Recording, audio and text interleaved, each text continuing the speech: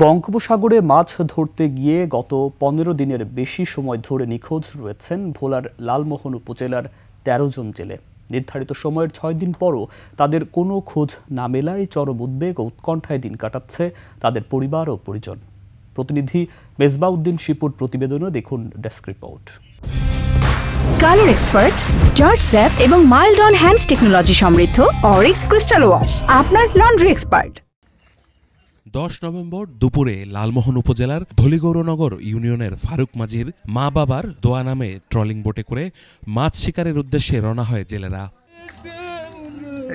পরে 11 নভেম্বর চরফ্যাশন উপজেলার সামরাজ মৎস্যঘাট থেকে প্রয়োজনীয় সামগ্রী নিয়ে তারা সাগরের দিকে যাত্রা করে।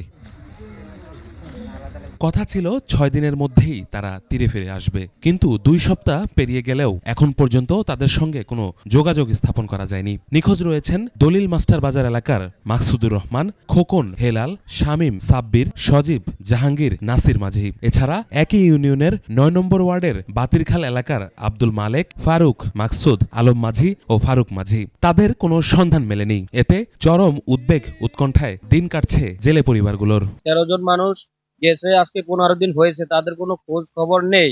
আমরা অনেক জায়গায় চেষ্টা করছি, কিন্তু কোনো জায়গা থেকে কোনো খবর আসতেছে না।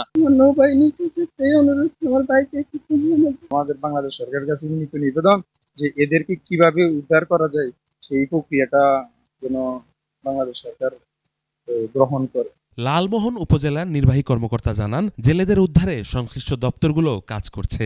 তাদেরকে উদ্ধারের জন্য সংশ্লিষ্ট সংস্থাগুলো উদ্ধার অভিযান পরিচালনা করছে এবং তাদের খোঁজার কার্যক্রম চলমান আছে। রাষ্ট্রীয়ভাবে যত ধরনের সহযোগিতা করা সম্ভব আমরা সব ধরনের সহযোগিতাই প্রদান করব।